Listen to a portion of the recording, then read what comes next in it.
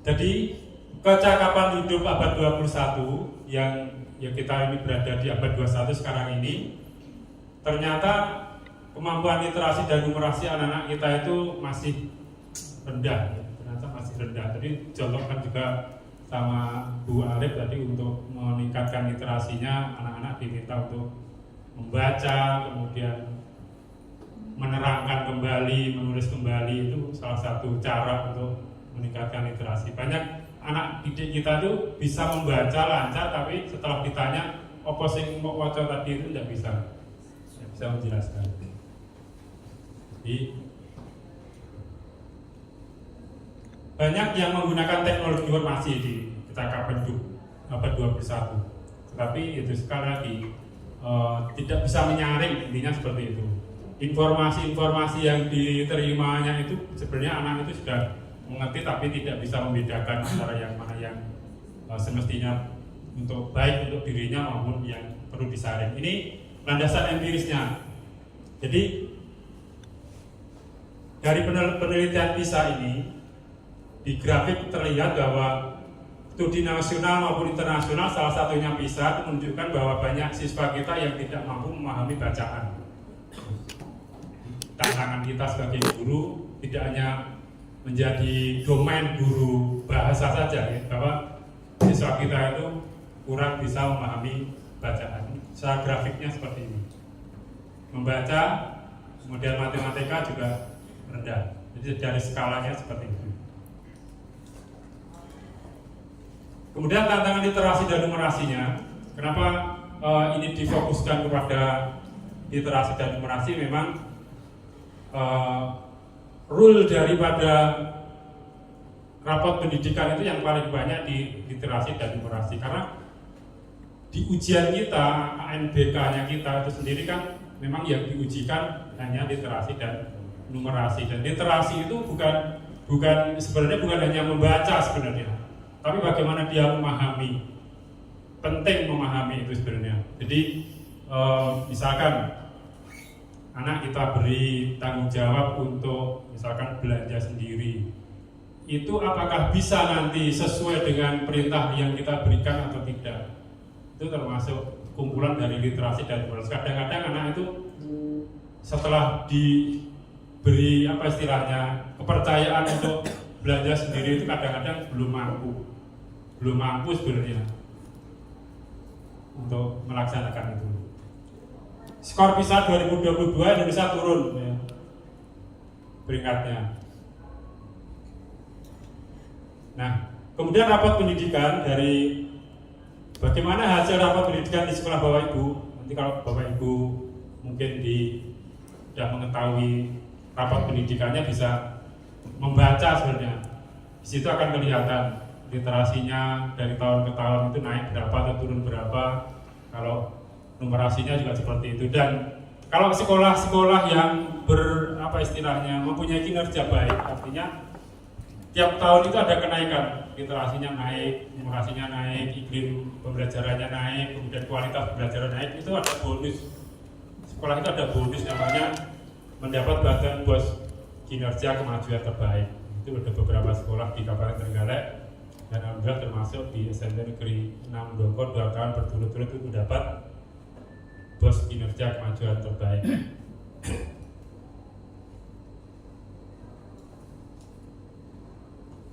Lanjut saja. Nah, dasar hukumnya kita lanjut saja. Pendidikan sebagai alat deteksi untuk perbaikan proses pembelajaran yang berkesinambungan. Jadi dari instrumen evaluasi layanan, instrumen itu didapat dari ketika sekolah menyelenggarakan ANBK. Kemudian Bapak Ibu guru menyelenggarakan atau mengisi suling jar. Sebenarnya dari situ istilahnya pemerintah itu merekam kualitas sekolah itu sebenarnya dari situ. Hasil dari ANBK anak itu literasinya, numerasinya, kemudian dari suling jarnya Bapak Ibu guru yang mengerjakan. Di situ kan ada kejujuran saat penjenengan mengisikan survei itu juga harus jujur supaya gambaran apa yang akan diperbaiki. Ya nanti tim manajemen sekolah biasanya mulai dari kepala sekolah, bendahara, kemudian wakil dan seterusnya itu akan saat merencanakan PBD-nya, perencanaan berbasis data akan berdasar dari rapot pendidikan ini. Jadi kalau misalkan penjenengan wajib mengisi sulingjar nanti engah-engah isinya, atau anak-anak itu juga tidak diinformasikan untuk kalian harus mengerjakan secara sungguh-sungguh, itu biasanya kalau anak-anak itu ini tidak berpengaruh dengan nilai saya, akan tidak muncul di rapot, itu mengerjakannya biasanya tidak sungguh-sungguh. Jadi nanti ke depan saat istilahnya penjenengan menjadi proktor, teknisi dan sebagainya, ya dipesankan anak-anak ini walaupun tidak mempengaruhi nilaimu di rapot, ya harus kalian kerjakan supaya kualitas cerminan dari mutu sekolah itu bisa tergambar. Jadi rapot pendidikan kemudian dievaluasi internal, refleksi dari satuan pendidikan. Biasanya tim PBD sekolah itu juga akan merefleksikan, karena RKAS-nya tahun berikutnya itu harus bersumber dari rapot pendidikan. Kemudian juga evaluasi eksternal dari akreditasi sekolah. Kemudian merencanakan perbaikan dan peningkatan mutu program sekolah melalui RKAS. Jadi harapannya sebenarnya kalau data itu nanti baik, ya, jujur, akhirnya RKAS itu juga akan mencerminkan kebutuhan yang berdasarkan istilahnya kebutuhan siswa berdasar rapot pendidikan tadi, yang akhirnya nanti akan menghasilkan peningkatan mutu sekolah, ya, akan menghasilkan peningkatan. Ini mukadimahnya seperti itu. Jadi bahwa sekolah harus merencanakan suatu RKS atau kegiatan itu harus berdasar pada data empiris yang didapat dari rapot pendidikan. Nanti rapot pendidikannya seperti ini di sekolah saya. Ada satu yang kuning itu di kualitas pembelajaran, ya. Alhamdulillah sudah hampir hijau semuanya, tinggal satu yang kuning di kualitas pembelajaran. Oleh karena itu, saya waktu di BPGB itu merancang satu inovasi yang saya beri nama sari-sari gula. Sari-sari gula yang diakronimkan dari satu materi, satu kreasi guru belajar. Kenapa harus guru yang belajar? Karena rapot pendidikan di tempat saya kualitas pembelajarannya masih kurang. Jadi oleh karena itu kemarin kita bertiga itu di Malang inovasinya juga berbeda-beda karena berdasar rapot pendidikan yang berbeda-beda. Fakta pada capaian pembelajaran mendapatkan nilai sedang di rapot pendidikan itu 6,26 nilainya sedang, makanya itu berwarna kuning. Kemudian sekolah memiliki Chromebook dan akses internet untuk guru aktif belajar melalui komunitas belajar. Di tempat kami alhamdulillah komunitas belajarnya itu rutin setiap hari Sabtu. Saya Pak Janjang ya, dan di tempat kami yang istilahnya menyediakan untuk memfasilitasi kegiatan kombel. Kombel itu sebenarnya sangat bagus, jadi bagaimana kita bersama-sama membicarakan apa kekurangan dan apa yang perlu kita tingkatkan untuk kemajuan sekolah itu biasanya di lembuk, di kombel. Kemudian ini kurangnya seperti ini, sebaiknya kita mencari materi yang untuk meningkatkan kreativitas gurunya seperti ini. Kita belajar bersama-sama di komunitas belajar. Sekolah memiliki 2 guru penggerak. Ya, alhamdulillah walaupun sekolah kecil ada 2 guru penggerak. Sebab guru penggerak itu tidak mesti semua sekolah besar itu ada. Itu termasuk aset yang sangat berharga sekali bagi saya sebagai kepala kelompok untuk mengajak atau menggiatkan istilahnya kegiatan di sekolah itu bisa optimal. Bukan merendahkan yang bukan guru penggerak, ya bukan, tapi istilahnya mereka sudah di drill mulai dari slogannya saja kan, tergerak, bergerak, dan menggerakkan. Jadi kalau guru penggerak tidak bisa menggerakkan, ya kita tagih. Kamu slogannya menggerakkan, harus bisa menggerakkan. Nah ini rapot pendidikan di SMA Negeri 6 Dongko, kemampuan literasinya baik 100% didik sudah mencapai kompetensi minimum, jadi literasinya sudah 100%. Kemampuan numerasinya baru 87,5, karakternya 5,74, iklim keamanan sekolahnya 11,42 dari tahun 2023. Nah, kualitas pembelajarannya yang paling kecil, kualitas pembelajarannya. Jadi memang kita dengan adanya LKS atau dengan adanya buku pendamping itu biasanya terlena. Yos UI sing tinggi mulang, tidak mencari referensi yang lain atau tidak menggunakan model-model pembelajaran atau metode pembelajaran yang lain. Yo mulang yo guru ngomong seperti saya ini. Sebenarnya ini kan tidak relevan lagi kalau sekarang ya. Jadi bagaimana kita itu mengaktifkan siswa itu yang penting tujuan pembelajarannya kan tercapai. Kemudian aktifkan siswa di kelas itu dengan model-model pembelajaran kooperatif, dengan media pembelajaran yang disediakan. Tadi sempat ngobrol ada sekolah yang saat sekarang nggak boleh bawa HP itu jadul. HP itu bukan menjadi momok atau bukan menjadi barang yang negatifnya banyak, tergantung bagaimana kita menyikapi, tergantung bagaimana kita mengontrol siswa itu kalau membawa HP bagaimana menyikapinya. Jadi kok zaman sekarang sekolah nggak boleh bawa HP ya? Bagaimana kalau kita mau menerapkan ujian online? Bagaimana kalau kita mengedukasi anak untuk supaya belajar membuat video? Kan kesulitan kalau anak-anak tidak boleh bawa HP, harus selalu ke lab, padahal labnya terbatas untuk digunakan mata pelajaran yang sesuai. Tujuannya untuk meningkatkan kompetensi guru untuk mengasih model-model pembelajaran interaktif. Jadi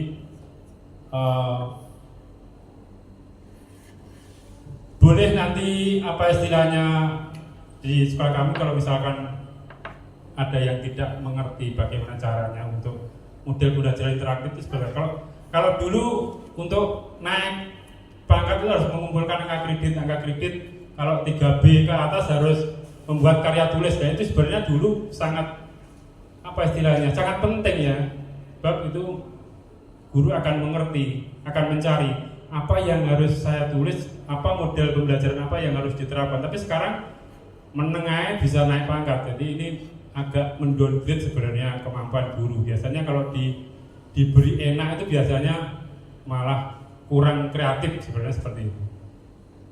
Meningkatkan kapasitas penggunaan multimedia pembelajaran interaktif dalam pembelajaran. Jadi supaya anak-anak itu menyerap materinya enak dan menyenangkan. Kan seperti penjenengan kalau hanya dikasih buku, ayo buka LKS-nya halaman ini dikerjakan ya anak-anak, yo kurang kreatif. Kalau misalkan dengan media, ya benar asesmen misalkan dengan asesmen dengan Kahoot atau asesmen dengan Quizzes atau dengan yang lain itu kan lebih minimal dengan Google Form gitu. Anak-anak masuk, kita beri ice breaking, kemudian dengan model-model yang menyenangkan itu kan anak-anak lebih atraktif, lebih menyenangkan. Fokus dan indikator keberhasilan ini untuk memperbaiki rapat pendidikan, ya jelas tadi ya. Karena rapat pendidikannya di kualitas pembelajaran yang masih cukup, kita fokus untuk memperbaiki rapat pendidikan.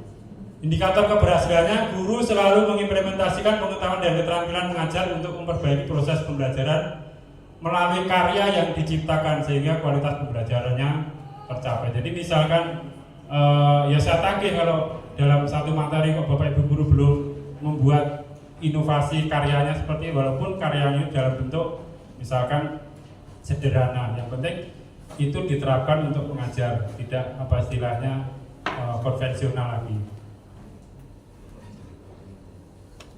Selanjutnya saja supaya cepat selesai. Pelaksanaannya, guru mengikuti sosialisasi tentang konsep program inovasi ini sari-sari gula tadi kita sosialisasikan kepada Bapak Ibu guru.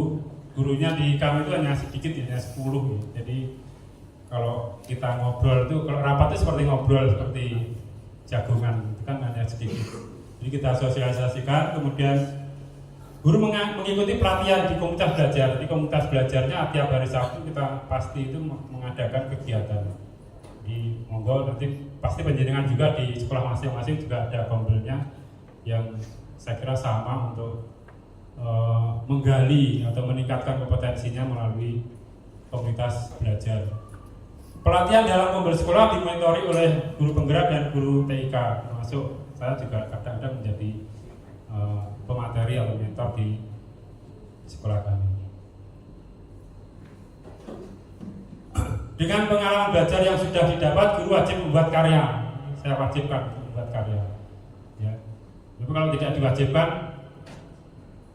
ya itu tadi kembali ke pembelajaran konvensional. Kalau diwajibkan, Pak sekarang materinya apa, model pembelajaran yang digunakan apa. Gitu. Jadi harapannya tadi kualitas pembelajarannya nanti akan meningkat. Hasil kreasi guru dilaksanakan dalam pembelajaran. Hasil guru belajar dievaluasi dan didokumentasikan. Jadi setelah Bapak Ibu guru kemudian berkreasi, membuat media, membuat yang lain, diterapkan. Jadi kalau berkreasi tidak diterapkan, ya podo ini tidak bisa untuk meningkatkan. Ini contoh-contohnya. Jadi ada yang menggunakan LKPD, ada yang Quizzes, ada yang X-Breaking, ada yang dengan Canva dan itu Bapak Ibu. Saya tidak banyak yang bisa sampaikan, hanya saya cuplik saja untuk apa istilahnya diseminasi ini supaya mohon maaf ya untuk mengganggu penjenengan karena ini sebenarnya kepentingan pribadi ya, sebagai bukti bahwa saya sudah mengikuti kegiatan di WPGP, sudah selesai, sudah mengimbaskan paling tidak saya sudah mengimbaskan ke MKKS, juga sudah mengimbaskan ke MGMP, sudah menjadi apa istilahnya tugas setelah diklat dapat selesai. Terima kasih Bu Alif dan jajaran MGMP TIK. Saya bisa pulang ke rumah kembali sebenarnya. Suatu saat nanti misalkan dibutuhkan dalam hal apa saja bisa apa istilahnya saling berbagi. Saya kira itu balik. Terima kasih teman-teman MGMP TIK. Mungkin bagi Bapak Ibu yang baru yang belum mengenal, ya saya juga alumni dari MGMP TIK, sama seperti Pak Ali Mas Rukin, yang bernama Mas Pujiono. Terima kasih. Assalamualaikum warahmatullahi wabarakatuh. Waalaikumsalam warahmatullahi wabarakatuh.